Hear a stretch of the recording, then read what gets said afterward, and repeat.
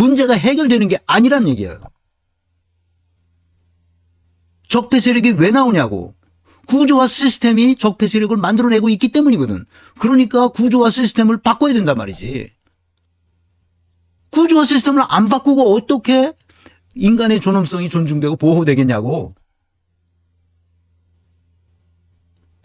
내가 그래서 이 정치를 보기 시작한 이후에 너무 답답해서 내가 혼자 나 이제 은퇴해서 책이나 몇 권 쓰고 죽으면 되겠다 이렇게 생각했다 했잖아요.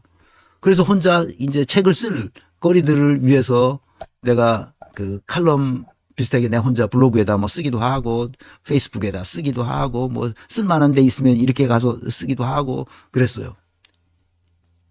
그런데 2009년 2월 10일인가 2월 19일인가 2월 20일인가 하여튼 그 어간에 용산 참사가 일어났어요. 2009년이죠. 내가 이 아파트에 온 게 2007년이니까 바로 내가 이렇게 창문을 보이면 그 건물이 보여요. 이 불탄 건물이.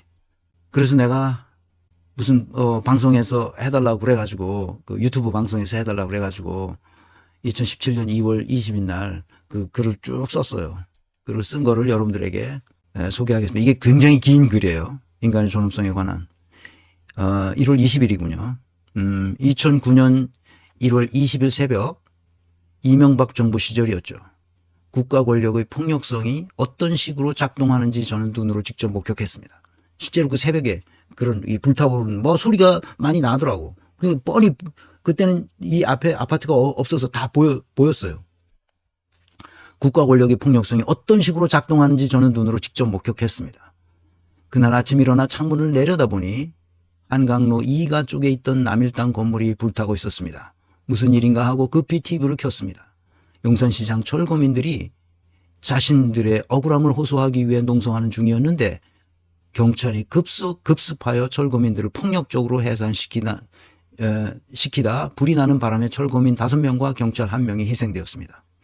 이유가 어찌되었든 누군가에게 억울함이 있었다면 그것은 사회적 시스템의 불공정성이 어딘가에 있었다는 얘기가 됩니다. 그러니까 그 억울함의 근본적 원인이 무엇인지를 파악하고 그것을 시스템적으로 개선하는 것이 정치인들에게 주어진 임무입니다. 그러나 정치 권력을 장악한 자들은 그런 억울함을 호소하는 사람들을 폭력적으로 제압해 버렸습니다. 눈앞에서 벌어진 공권력의 무자비한 공격은 전쟁터를 방불케했습니다. 철거민들이 화염 속에서 사라지는 것을 보았습니다. 그날 인간의 존엄성도 화염과 함께 사라졌습니다. 오늘은 그날의 존엄성에 대해 잠시 살펴보겠습니다. 인간의 존엄성은 제가 지금까지 공부해온 인사조직론의 근본에 해당합니다. 이거 굉장히 긴 글인데 제가 인간의 존엄성에 대해서 좀 알아먹게 써야 되겠다 그래서 각 잡고 쓴 글입니다. 이걸 다 읽을 수는 없고 2019년 9월 25일 다시 인간의 존엄성에 대해서 글을 페이스북에다 썼습니다. 권력, 인간의 존엄성, 그리고 높은 생산성과 창의성. 패친 여러분에게 긴 글이지만 꼭 읽어봐 주시고 우리 사회에 무엇이 근본 문제인지 다 같이 생각해 봤으면 합니다. 널리 공유하면 좋겠습니다. 고맙습니다. 그리고 글을 쓰기 시작했습니다. 이때는 조국이 법무부 장관으로 있을 때입니다. 조국 사태가 아니라 윤석열 사태라고 불러야 한다. 윤석열이 일으킨 광란이기 때문이다.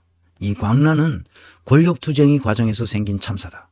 정도의 차이가 있을 뿐 인간은 누구나 권력을 추구한다는 점에서 권력주의자라고 할 수 있다.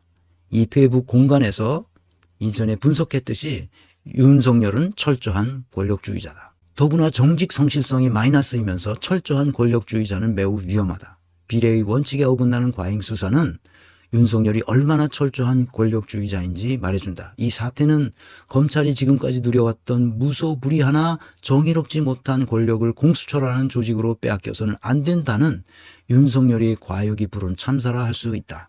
역사가 말해주듯 제어되지 않은 권력은 언제나 참사로 이어진다. 내 얘기로 시작해야겠다. 나는 독일에서 5년간 인사조직 전문가로 훈련을 받았다. 그 과정에서 경영학 석사와 박사 학위를 받았다. 나는 독일인들이 개발하고 발전시켜온 인사조직론을 진실로 꿰뚫어 알고 싶었다. 그러니 학위는 그 과정에서 얻은 부산물에 불과하다. 진짜 그랬어요. 나는 진짜 이게 뭔지 꿰뚫러 알고 싶은 생각으로 강렬했어요. 그러니까 시험을 봐야 되고 졸업시험을 치고 그리고 또 졸업 논문을 내야 되고 그래서 석사학위를 받았어요. 그러니까 어차피 한국은행에 다시 돌아가려면 박사학위를 가지고 돌아가야 되니까 이 권력 문제, 리더십에 관한 문제, 인사 조직론에 관한 문제를 내가 해박한 지식으로 그 돌아가는 이것을 다 볼 수 있었으면 좋겠다는 강렬한 열망 때문에 공부를 하지 않을래야 않을 수가 없었죠. 그 부산으로 나온 게 박사학위예요. 사실은. 박사학위를 받기 위해서 공부를 한 게 아니라 논문도 그렇게 썼어요. 그래서. 내가 독일에서 맨 처음 배운 것은 권력 개념이었다. 권력이란 무엇인가. 지도교수의 교수 자격 논문이 교수 자격 논문이라고 독일에서 교수가 되려면 교수 자격 논문을 써야 돼요. 박사학위 받고 약 한 3년 내지 5년간 교수 자격 논문을 다시 써야 됩니다. 그것을 하빌리타치온 스트리프트라고 그러는데 보통 하빌리타치온이라고 합니다. 그 하빌리타치온의 제목이 기업에서의 권력입니다. 마크트 인 데 운터네이몽. 기업에서의 권력. 교수 자격 논문들은 대개 앞으로 한 10년 내지 20년 동안은 이보다 나은 논문을 찾아볼 수 없을 정도로 그게 책으로 나와 있어요. 그래서 시간이 있으면 이걸 번역해야 되는데 이거 번역해야 되는데 그러다가 60년대 쓰신 거거든요. 이게 교수가 60년대. 이거 번역해야 되는데 돌아와서 보니까 하루도 쉴 날이 없으니까 이거 번역을 못했어요. 근데 일본에 가니까 일본 출장 가서 보니까 이 교수 자격 논문이 일본어로 번역되어 있더라고. 그래서 내가 그 일본어로 번역된 판을 하나 사가지고 왔는데 일본어를 내가 또 몰라서 그걸 어떻게 하지도 못하고 지금까지 번역을 못해야 했습니다. 앞으로도 번역할 일은 없을 것 같습니다. 어쨌든 그 책 서문에는 이 교수 자격 논문이었던 그 기업에서의 권력, 마크트 인데 운터네이몽이라는 이 책의 서문에는 지구상의 모든 물체가 중력장에서 벗어날 수 없는 것처럼 조직 구성원들은 권력장 내에서 행동할 수밖에 없다는 취지의 글로 시작된다. 권력의 역할과 기능, 그 활용과 제어 메커니즘 등을 기술하고 결론 부분에서는 다음과 같은 취지로 끝난다.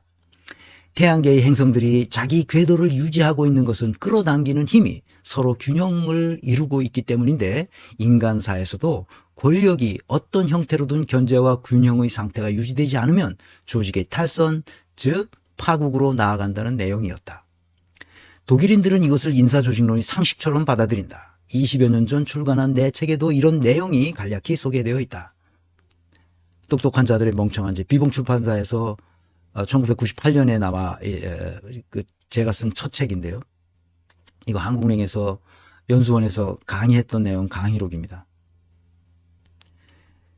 조직 설계론, Organizational Design이라고 영어로 말하는 그 조직 설계론의 핵심은 권력 안배다. 조직 설계론은 조직 내 권력을 어떻게 안배했을 때 높은 생산성과 창의성을 발휘할 수 있는지를 연구하는 학문 분야다. 특정한 직무가 다른 직무를 압도하는 권력을 갖지 못하도록 한다는 원칙이 있다. 나는 처음에 그 이유를 잘 이해하지 못했다. 권력을 가진 윗사람이 명령하면 그것을 잘 실행해야 하고 빠른 의사결정과 추진력으로 높은 생산성을 구현할 것으로 생각했기 때문이다. 전형적인 한국식 경영학에서 벗어나지 못했다.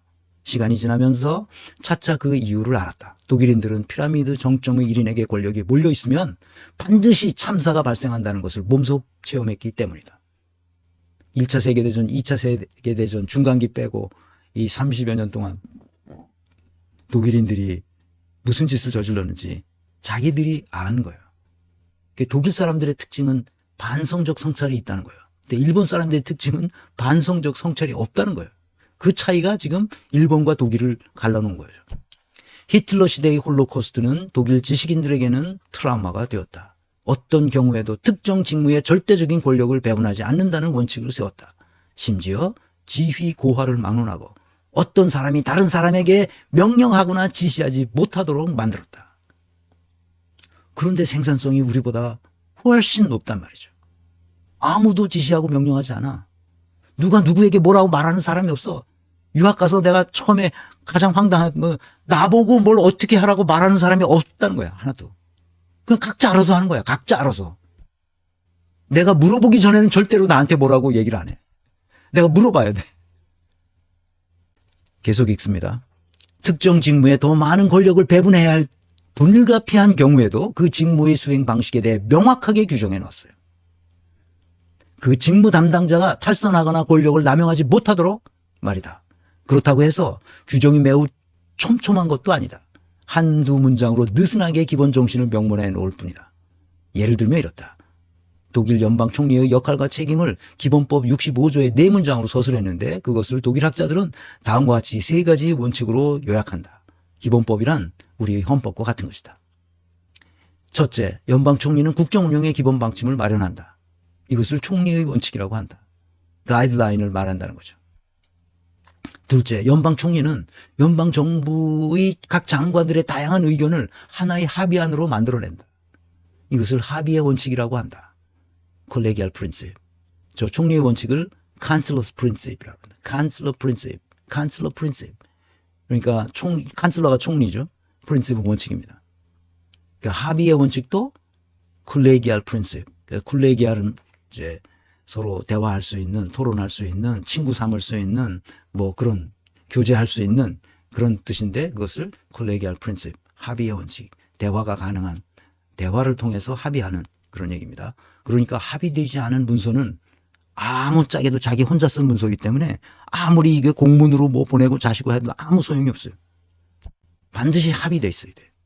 셋째, 연방 총리는 연방 장관들의 소관 업무에 대해 간섭할 수 없어. 이것은 소관 업무의 원칙. 가이드라인이 있으면 그 가이드라인을 따라서 자기의 것을 그 장관들이 가져가면 그 자기 것을 다시 차관이나 국실장들과 상의해서 합의를 하잖아요. 전술적 합의를 하겠지. 그렇기 때문에 총리가 연방 장관들의 소관 업무에 대해서 간섭하지 않아요. 그러니까 확실한 연방 총리의 리더십이 생기는 거죠. 간섭하지 않음으로써 리더십을 발휘할 수밖에 없는 그런 얘기예요. 그런데 이렇게 하는 것이 대단히 효율적이라는 것을 독일인들은 알고 있었던 거죠. 누구도 압도적인 권력을 갖지 않는다는 거예요. 그런데 연방 총리는 리더십을 발휘해요. 놀랍죠. 그 신비를 우리가 배워야 합니다. 그래서 여기서 다시 세계 인권선언 본론으로 들어가겠습니다.